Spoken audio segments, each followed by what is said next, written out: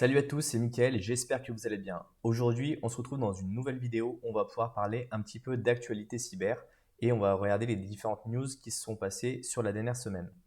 Avant de pouvoir vous partager les différentes informations que j'ai à vous transmettre, je voulais vous rappeler que vous avez la possibilité de faire des dons pour soutenir la chaîne et pour continuer de la faire avancer. Vous avez la possibilité d'avoir une page Patreon sur laquelle vous pouvez faire vos dons. Vous trouvez le lien directement dans la description YouTube. Cette semaine, elle a été entachée de plusieurs fuites de données et la première, elle a commencé par la Poste Mobile qui avait été piratée en juillet 2022 par le groupe Lockbit.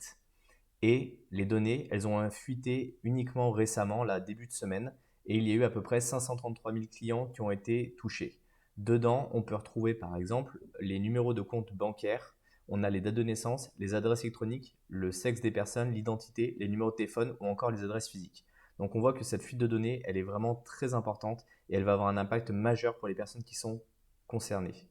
Si jamais vous voulez suivre des personnes qui diffusent des fuites de données assez régulièrement, je vous invite à suivre Zataz, qui est une personne qui fait ça depuis plusieurs années. Donc c'est Damien Bancal qui est derrière tout ça, qui est le fondateur de Zataz. Et régulièrement, il diffuse ces informations-là. Ensuite, la deuxième plus grosse fuite de données qui a eu lieu, c'est celle qui a touché WeChat et TikTok.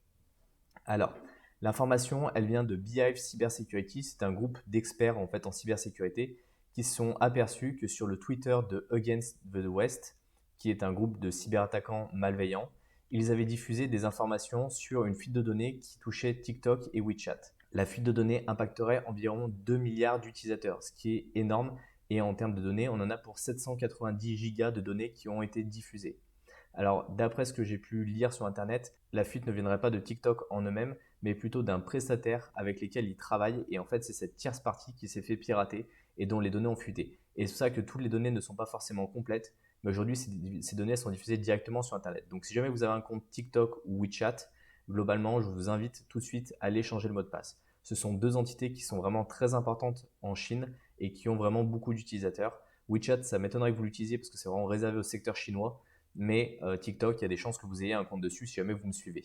À ce propos, j'ai un compte TikTok pour ceux que ça peut intéresser où je rediffuse certaines parties des vidéos YouTube. Donc si vous voulez aller me suivre, c'est avec grand plaisir. La saison des Bug Bounty sur septembre 2022 a été ouverte, on va dire, avec la fin de la Black Hat. Et il y a plusieurs gros programmes qui ont été ouverts. Alors il y a certaines sociétés que je ne connais pas forcément, mais que je vous invite à aller regarder si ça vous intéresse.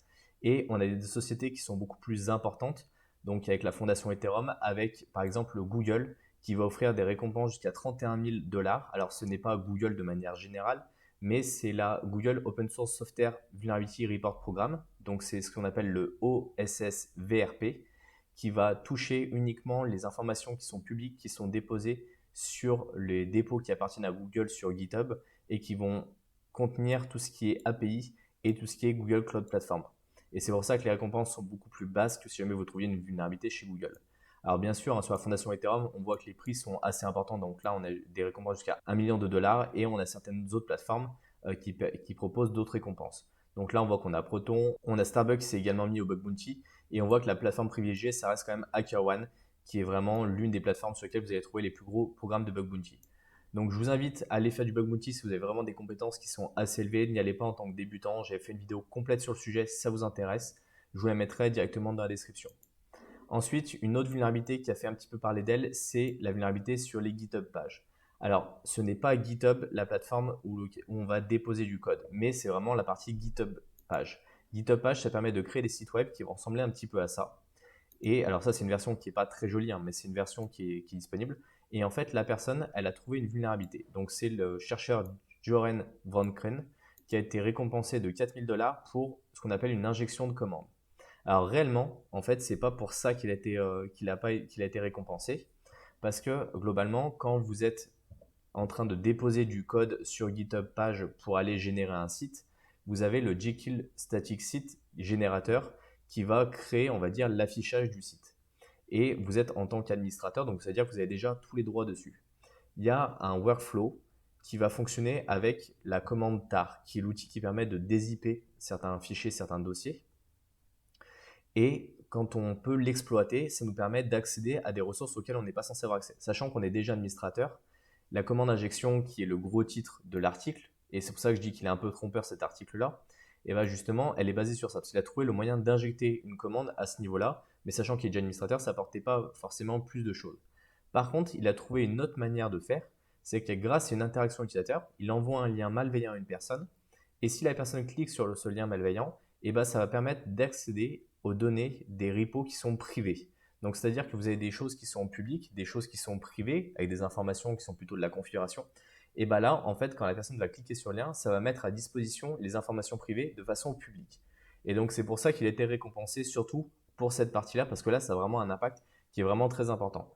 Ensuite, la prochaine news que j'avais envie de vous partager, c'est la 6e vulnérabilité 0-day qui tombe sur Chrome. En ce moment, il y a vraiment une grande quantité de 0-day qui sont affichés sur Chrome, donc je vous invite vraiment à le mettre à jour très régulièrement. Et là, la dernière vulnérabilité en question, elle permettait de contourner certaines mesures de sécurité. Alors en fait, Google, ils s'aperçoivent de ces vulnérabilités parce qu'elles sont exploitées directement dans la nature et donc ils essaient d'apporter des patchs le plus rapidement possible. Là, le patch, ils ont mis à peu près 2 jours avant de l'apporter. Mais c'est-à-dire que n'importe quelle personne qui a un navigateur qui tombe sur un site malveillant, eh ben, potentiellement, on peut contourner ces éléments de sécurité et du coup, il peut perdre certaines données, il peut se faire pirater. Une news que je trouvais vraiment très intéressante qui est sur Evil Proxy. Alors, Evil Proxy, c'est un proxy qui fait du phishing as a service, c'est-à-dire qu'on n'est plus sur un produit qui va être déployé pour une personne, mais on va être sur une entreprise qui va créer un produit que d'autres personnes malveillantes vont utiliser régulièrement. Et en fait, là, ce nouveau produit, il a la possibilité de contourner le mécanisme de double authentification. Alors, je vais vous expliquer comment il fait. Donc, la première chose à faire, c'est qu'en fait, la personne malveillante va envoyer un lien de phishing à un utilisateur qui va répliquer un site, par exemple, comme l'authentification de chez Google. Donc, l'utilisateur va saisir ses identifiants sur ce site malveillant. Le site de phishing va transmettre les identifiants à Google. Google va lui renvoyer en fait la fenêtre qui permet de rentrer la double authentification, qui va être à nouveau transmis à la victime. La victime va saisir sa double authentification et le site de phishing va le transmettre à Google. Et ensuite, le site de Google va renvoyer une session de cookies à travers le site de phishing. Et ce qui va se passer, c'est que la victime va être redirigée vers une autre page pour que le cookie de session soit valide au niveau du site de phishing. Alors en fait, cet outil s'appelle Evil Proxy. Il est disponible uniquement sur Tor et bien sûr, c'est quelque chose de payant, donc vous ne pouvez pas y accéder forcément comme ça. Et ils ont même fait une démo que vous pouvez retrouver ici. Donc je vous mettrai le lien là, c'est sur Hacker News. Et en fait, si on regarde les différents éléments, on voit que voilà, par exemple, on a Dropbox, on a Yandex, on a Yahoo, on a Microsoft, et ça va copier tout un tas de sites. Et on voit que c'est vraiment un outil où on va aller cliquer en ligne et ça va automatiquement déployer différentes configurations. Donc ici, la personne, elle va venir, ça c'est la victime qui va venir se connecter sur son Google. On voit qu'elle doit saisir d'abord son adresse mail, ensuite elle doit saisir son mot de passe. Donc c'est totalement transparent avec elle, hein. Il n'y a pas d'erreur, on voit qu'on est sur de l'HTTPS. Ici, elle a la double authentification qui apparaît.